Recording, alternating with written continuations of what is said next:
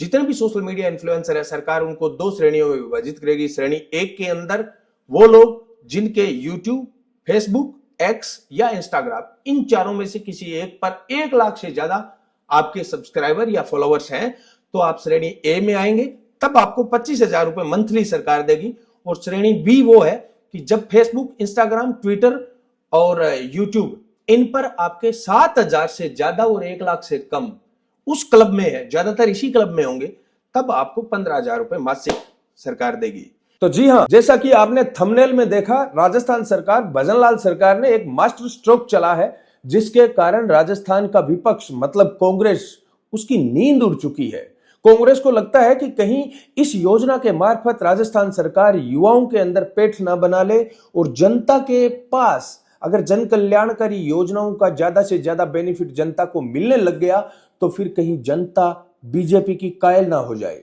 मैं इस वीडियो में आपको बताऊंगा कि किस प्रकार नव प्रसारक नीति के मार्फत भजनलाल सरकार ने एक मास्टर स्ट्रोक चला है। और मैं इस कदम को मास्टर स्ट्रोक इसलिए कहता हूं साथियों, क्योंकि पिछले 7 से 8 साल में हम हमेशा एक ही बात कहते हैं कि जनता पर जितना पैसा खर्च होता है, चाहे केंद्र सरकार का हो या राज्य सरकार का हो, करोड़ों अरबों रुपए जनता पर खर्च होते हैं, लेकिन वो जनता तक, पात्र परिवारों तक नहीं पहुंच पाते। बीच में अधिकारी, नेता या फिर आपके ही आसपास जिन लोगों को उस योजना की जरूरत ही नहीं है, जो पात्रता ही नहीं रखते, उन लोगों को पैसा दे दिया जाता है। और जो वास्तव में हकीकत में किसी योजना का पात्र होता है, जरूरतमंद होता है, उस तक वह योजना पहुंच नहीं पाती, दम तोड़ देती है। और ना केवल योजना दम तोड़ देती है, बल्कि उस योजना की पात्रता रखने वाले परिवार भी दम तोड़ देते हैं।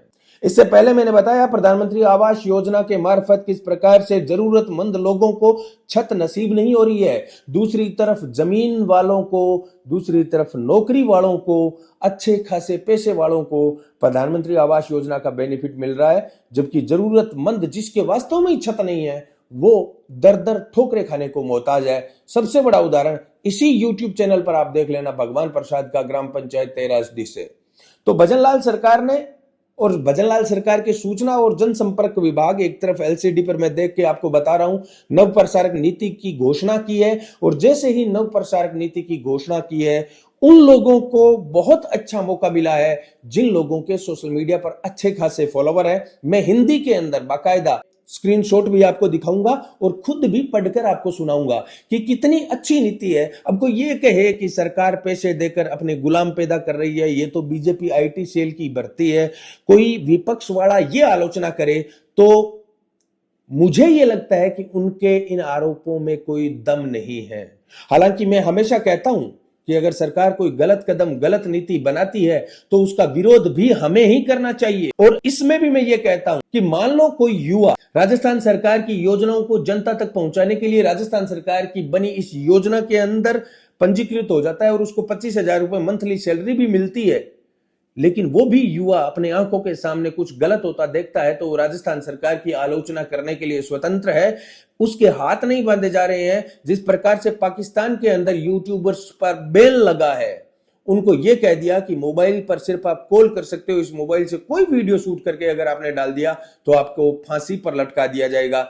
हमारे पड़ोस के अंदर इस प्रकार का मुल्क हो और उसके बाद हम हिंदुस्तान में जन्मे हैं। सौभाग्य है हमारा कि हम हिंदुस्तान के वासी हैं, हिंदुस्तान के नागरिक हैं, जहां पर लोकतंत्र है, जहां पर खुलकर हम सरकारों की आलोचना कर सकते हैं। हम खुश नसीब हैं। तो कोई ये कहे कि हिंदुस्तान के अंदर आलोचना का अधिकार है नहीं, तो भाई ऐसा है, आपको साफ सुथरा रहना पड़ेगा, आपको पाक साफ रहना पड़ेगा। अगर आप सही हो तो आलोचना करते जाइए। मैं खुद पिछले 7-8 साल से कर रहा हूं। हालांकि स्थानीय स्तर पर स्थानीय नेता अपनी खींच निकालने के लिए झूठे मुकदमे आप पर करवाते हैं, लेकिन जब आप हमारे स्वतंत्रता सेनानियों को देखेंगे जिन्होंने अपनी प्राणों की आहुति देकर देश को आजाद करवाया था, तो हमारी परेशानी तो कुछ भी नहीं है। अगर झूठे मुकदमे हो भी जाते हैं तब भी आपको यह काम जारी रखना चाहिए, सरकारों को आईना दिखाने का काम जारी रखना चाहिए। अब जब राजस्थान सरकार ने, राजस्थान की भाजपा सरकार ने नव प्रसारक नीति की घोषणा की है, तो बहुत सारे लोग ये कह रहे हैं कि ये तो बीजेपी आईटी सेल की भर्ती है। मैं इसको बिल्कुल जायज ठहराता हूं। इससे वास्तव में जरूरतमंद लोगों तक योजना जाएगी, योजना का पैसा बीच में लीकेज नहीं होगा। और पूरी ये योजना क्या है, नव प्रसारक नीति, जो योजनाओं को जनता तक पहुंचाने वाली योजना है। तो सुनिए, साइड के अंदर आप स्क्रीनशॉट देखिए और मैं पढ़ के आपको सुनाता हूं। राजस्थान सरकार सूचना एवं जनसंपर्क विभाग का सोशल मीडिया पॉलिसी 2024 और पॉलिसी नंबर है 00788 788 आदेश निकाला है जयपुर से और मैं वो आदेश आपको पढ़ के सुनाता हूं। राज्य परिवर्तित बजट 2024-25 के बिंदु संख्या 107 में उप बिंदु 3 की अनुपालना में सोशल मीडिया इन्फ्लुएंसर को जन कल्याणकारी योजनाओं के प्रचार प्रसार में जोड़ने के लिए कौशल आधारित नव प्रसारक नीति योजना निम्नानुसार जारी की जाती है। कौशल आधारित है, आपको पूरा ट्रेनिंग दी जाएगी, आपको बताया जाएगा कि किस प्रकार से आपको इस योजना का प्रचार या प्रसार करना है। कोई योजना होगी जैसे पीएम आवास योजना है, जैसे प्रधानमंत्री फसल बीमा योजना है, जैसे जल जीवन मिशन योजना है, जैसे कोई लोन की योजना है, तो उस योजना की पूरी डिटेलिंग सरकार आपको देगी, मतलब सोशल मीडिया इन्फ्लुएंसर को देगी। उसको फिर उस पर एक वीडियो बनाना है और जनता तक पहुंचाना है। नव प्रसारक नीति योजना क्या है, आगे देखिए। वर्तमान समय में सूचना एवं जनसंपर्क में सोशल मीडिया की महत्वपूर्ण भूमिका है। सोशल मीडिया प्लेटफॉर्म पर अपने नए नए कंटेंट के माध्यम से सोशल मीडिया इन्फ्लुएंसर्स स्थापित हुए हैं। तो इसमें कम से कम तो यह है कि सरकार को सोशल मीडिया इन्फ्लुएंसर की ताकत का पता चल गया और उस ताकत का सदुपयोग सरकार करना चाहती है। ऐसे नए मीडिया इन्फ्लुएंसर नव प्रसारक कार्यक्रम के माध्यम से कौशल विकास कर राज्य सरकार की योजनाओं के प्रचार प्रसार में उन्हें जोड़ने के नए आयाम स्थापित होंगे।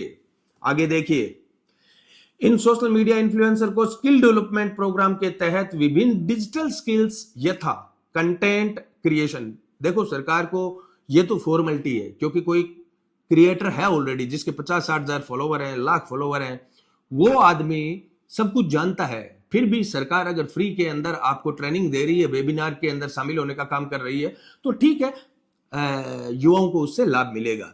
तो कह रहे हैं कि इन सोशल मीडिया इन्फ्लुएंसर को स्किल डेवलपमेंट प्रोग्राम के तहत विभिन्न डिजिटल स्किल्स यथा content creation, video editing, audio editing, SEO, social media management, branding और एनालिटिक्स करने आदि में सहयोग करते हुए उनसे विभिन्न सोशल मीडिया गतिविधियां करवाई जाएगी। अब आता है भी योजना के अंदर किन लोगों को शामिल किया जाएगा, योग्यता क्या होनी चाहिए। न्यूनतम आयु 21 वर्ष होनी चाहिए भाई। सोशल मीडिया प्लेटफॉर्म की आधारभूत समझ होनी चाहिए, वो तो होगी ही। सोशल मीडिया पर अगर वो लोग हैं तो समझ तो है ही उनको। हिंदी और अंग्रेजी भाषा का अच्छा ज्ञान होना चाहिए, ये बेसिक बात है। आपको हिंदी और अंग्रेजी दोनों भाषाओं का ज्ञान होना चाहिए। इंटरनेट इस्तेमाल करने का कौशल आप में होना चाहिए, वो तो ऑब्वियसली होता ही है। अब विशेष योग्यता क्या होनी चाहिए, एक तो होगी योग्यता, अब विशेष योग्यता। सोशल मीडिया इन्फ्लुएंसर के रूप में राज्य सरकार उन्हें मान्यता प्रदान करेगी जो फेसबुक, एक्स मतलब ट्विटर, इंस्टाग्राम और यूट्यूब में से किन्हीं एक पर अपना अकाउंट बनाकर किसी एक में नियमित कंटेंट अपलोड कर रहा हो। मतलब यूट्यूब है, इंस्टाग्राम है, फेसबुक है और एक्स मतलब ट्विटर है, इनमें से किसी एक पर आप नियमित, एक से ज्यादा पर करते हो तो कोई दिक्कत नहीं है, लेकिन कम से कम एक पर नियमित कंटेंट आपके डाले जा रहे हो तो आपको इसके अंदर फायदा मिलेगा। इसके अंदर दो श्रेणी बनाई है सरकार ने। जो इन्फ्लुएंसर होंगे उनको दो श्रेणी में रखा जाएगा, एक को 25,000 रुपए मंथली दिया जाएगा और दूसरों को 15,000 रुपए मंथली दिया जाएगा। तो वो देखते हैं श्रेणी ए और श्रेणी बी क्या है। श्रेणी ए के अंदर 1 लाख से अधिक सब्सक्राइबर या फॉलोवर्स वाले लोग होंगे और श्रेणी बी के अंदर 7,000 से 1 लाख तक सब्सक्राइबर जिनके होंगे वो श्रेणी बी में शामिल होंगे। तो श्रेणी बी में ही ज्यादातर लोग होंगे। हालांकि अपना विवेकशील विचार मंच वो श्रेणी ए के अंदर शामिल होने को है। 92,000 फॉलोवर्स अपने हो चुके हैं। अब जितनी जल्दी आप चाहोगे उतनी जल्दी 1 लाख फॉलोवर है वो हो जाएंगे। आगे देखिए, सोशल मीडिया इन्फ्लुएंसर का अकाउंट 1 वर्ष से ज्यादा समय से चल रहा होना चाहिए। ऐसा नहीं है कि कल ही आपने बनाया हो, अकाउंट आपका कम से कम 1 साल पुराना होना चाहिए। अकाउंट पर गत 1 वर्ष में 100 से ज्यादा पोस्ट की गई हो। ऐसा भी नहीं है कि फॉलोवर तो हो गए साहब लेकिन पोस्ट आपने की नहीं है तो एक आधा वीडियो वायरल हुआ और फॉलोवर बढ़ गए, ऐसा नहीं होना चाहिए। नियमित कंटेंट आप डालते होंगे तभी आपको इसके अंदर चयन आपका होगा। अब चयन प्रक्रिया है वो क्या है देख लीजिए। प्रत्येक जिले में कार्यरत प्रभारी जिला सूचना एवं जनसंपर्क PRO ऑफिस होता है ना इनका, पब्लिक रिलेशन ऑफिसर जो प्रभारी होता है, उस प्रभारी को इसके अंदर ये पूरी जिम्मेदारी दी जाएगी जिला स्तर पर। तो इनको कहा गया है भी आप निर्धारित योग्यता के आधार पर जिले के 9 सोशल मीडिया इन्फ्लुएंसर, 9 प्रसारक का एक पैनल तैयार करेंगे, वो जो जिले और संभाग के लिए तय 9 प्रसारकों की संख्या का 3 गुना होगा। भी ये जो प्रभारी होंगे इनको ये कहा जाएगा कि आप प्रत्येक जिले के ऊपर और संभाग के ऊपर एक पैनल तैयार करें, बताएंगे इस जिले के अंदर कौन कौन से लोग हैं जिनके अच्छे खासे फॉलोवर हैं और जो सरकार की योजनाओं को जनता तक पहुंचाने का काम कर सकते हैं। तो वो पैनल तैयार करके प्रभारी जो है वो सरकार को भेजेंगे। प्रभारी सूचना एवं जनसंपर्क कार्यालय इस पैनल को राज्य स्तरीय समिति को भेजेंगे। राज्य स्तरीय समिति 9 प्रसारकों के चयन का अंतिम निर्णय लेगी। तो स्टेट लेवल पर जयपुर में मुख्यमंत्री एक कमेटी बनाएंगे और वो कमेटी चयन का निर्णय करेगी। राज्य सरकार उक्त राज्य स्तरीय समिति का गठन करेगी, गठन हो चुका है। अब बताओ कौशल प्रशिक्षण कैसे होगा? तो कौशल प्रशिक्षण होगा जी, चयनित सोशल मीडिया इन्फ्लुएंसर को सोशल मीडिया में पारदर्शिता, नैतिकता, डेटा सुरक्षा, कानूनी दायित्वों के बारे में जागरूक करने के साथ साथ सोशल मीडिया के नए ट्रेंड्स, ट्रिक्स और टिप्स के लिए कौशल प्रशिक्षण दिलवाया जाएगा। यह कौशल प्रशिक्षण अनुभवी इन्फ्लुएंसर और डिजिटल मार्केटिंग विशेषज्ञों द्वारा वेबिनार के माध्यम से दिया जाएगा। तो जिनके मिलियंस के अंदर व्यू है वो लोग आपको एक प्रकार से ट्रेनिंग देंगे।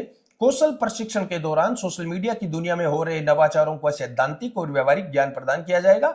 विषय विशेषज्ञों के लिए ओटीएस एवं अन्य प्रशिक्षण संस्थानों द्वारा दिए जा रहे मानदेय के अनुसार उन विषय विशेषज्ञों को भी सैलरी सरकार देगी। इनका व्यय 9 प्रसारक नीति के अंतर्गत प्रशासनिक व्यय के अंतर्गत वहन किया जाएगा। जैसा कि मैंने कल बताया था ना कि राजकोष में से अगर कोई धन सरकार खर्च करती है तो उसके लिए एक मद होनी चाहिए और वो मद है 9 प्रसारक नीति। 9 प्रसारकों के लिए गतिविधियां क्या क्या होगी अब बताएंगे। असली काम की आपको काम क्या दिया जाएगा। 9 प्रसारक द्वारा राज्य सरकार के जन कल्याणकारी निर्णयों और योजनाओं के बारे में अपने सोशल मीडिया अकाउंट्स के माध्यम से प्रचार प्रसार का कार्य आपको करना है। 9 प्रसारक द्वारा अपने कम से कम 2 social media accounts Facebook, x, Instagram और यूट्यूब, इनमें से 2 पर राज्य सरकार की जन कल्याणकारी योजनाओं और निर्णयों से संबंधित एक पोस्ट प्रतिदिन करनी है। आपको रोजाना एक पोस्ट करनी है। वो पोस्ट आपकी पोस्टर हो सकता है, वो वीडियो हो सकती है और वो लाइव हो सकती है।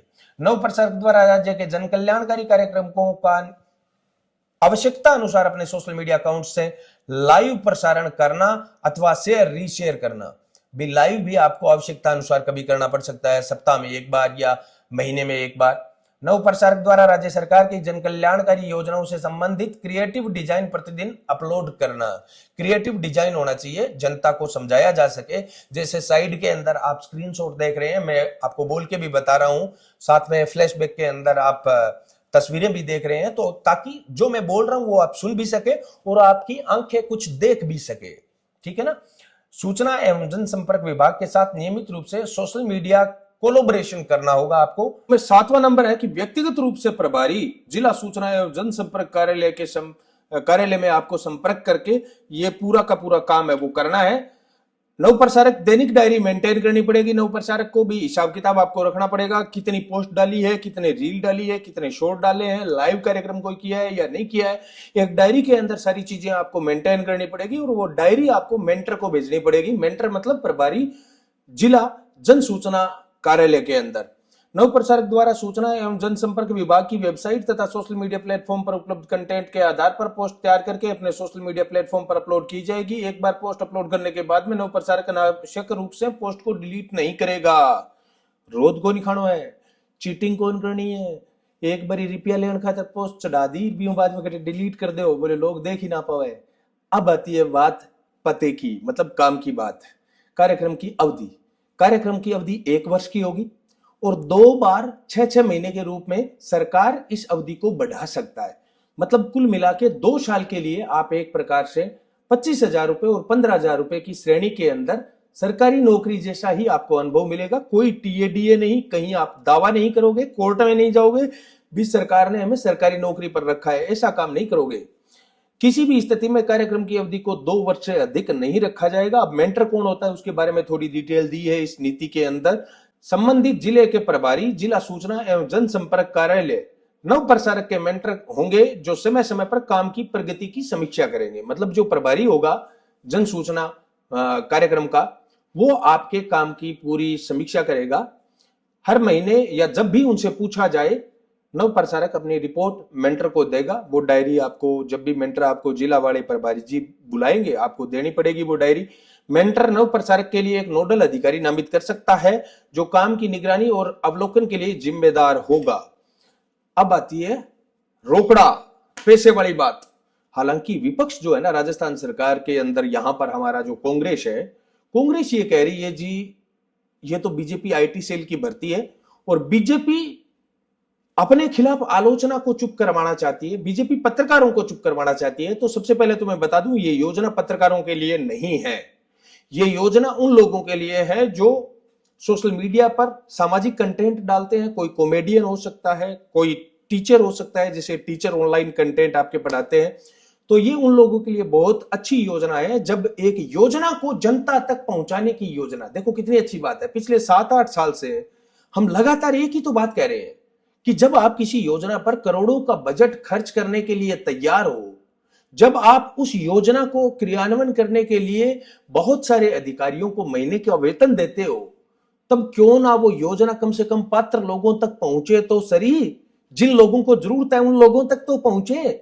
जिन लोगों को जरूरत नहीं है वहां पर आप पैसा खर्च कर देते हो, और जिन लोगों को जरूरत है वो बेचारे दर दर भटकने को मोहताज है। जैसा मैंने आपको उदाहरण भगवान प्रसाद तेरासडी वाला दिया था। तो ये बहुत अच्छी योजना है, योजनाओं को जनता तक पहुंचाने की योजना है। सोशल मीडिया पर ऑलरेडी काम कर रहे लोगों को ट्रेनिंग देगी सरकार, उनको महीने के पैसे देगी, और कितने देगी वो 2 श्रेणियों में रख कर देगी। जितने भी सोशल मीडिया इन्फ्लुएंसर है सरकार उनको 2 श्रेणियों में विभाजित करेगी। श्रेणी 1 के अंदर वो लोग जिनके यूट्यूब, फेसबुक, एक्स या इंस्टाग्राम, इन चारों में से किसी एक पर 1 लाख से ज्यादा आपके सब्सक्राइबर या फॉलोअर्स हैं तो आप श्रेणी ए में आएंगे। तब आपको 25,000 रुपए मंथली सरकार देगी। और श्रेणी बी वो है कि जब फेसबुक, इंस्टाग्राम, ट्विटर और यूट्यूब इन पर आपके 7,000 से ज्यादा और 1 लाख से कम उस क्लब में है, ज्यादातर इसी क्लब में होंगे, तब आपको 15,000 रुपए मासिक सरकार देगी। किसी भी प्रकार का टीएडीए चयनित व नव प्रसारक को मानदेय के अतिरिक्त किसी प्रकार का टीएडीए नहीं दिया जाएगा। बार बार सरकार इसमें 10 से 15 बार ये जिक्र कर चुकी है, आप सरकारी कर्मचारी नहीं हो, नहीं हो, नहीं हो। तो सरकार सचेत है कि कल को ये आंदोलन ना हो जाए। सोशल मीडिया का मामला है, आज हम प्रचार प्रसार के लिए इन लोगों को रख रहे हैं, कल को ये लोग धरना हड़ताल प्रदर्शन कर दे और अपना ही प्रचार करना शुरू कर दे, अपने ही धरने का। ऐसा नहीं हो, इसलिए सरकार ने बार बार लिखा है ये बात। और एक काल कोई चिकित्सा बीमा, बीमारी, हारी बीमारी में कोई सरकार को ज्वाई बनियो खड़े रहे कि मन तो भाई इलाज करवाओ, वैसा भी नहीं होगा। हाँ, आपका स्वास्थ्य बीमा हो रखा है तो वहां पर जाएं, सरकार की योजनाओं का फायदा उठाएं। आपका भाई हरी बेनीवाल। वीडियो अच्छा लगे तो 5 से 7 दोस्तों को शेयर करें, कमेंट भी जरूर करें। आपके विचार, आपकी राय, आपके सुझाव जरूरी है हमारे लिए। आप बताइए ये योजना कैसी है। धन्यवाद। जय किसान।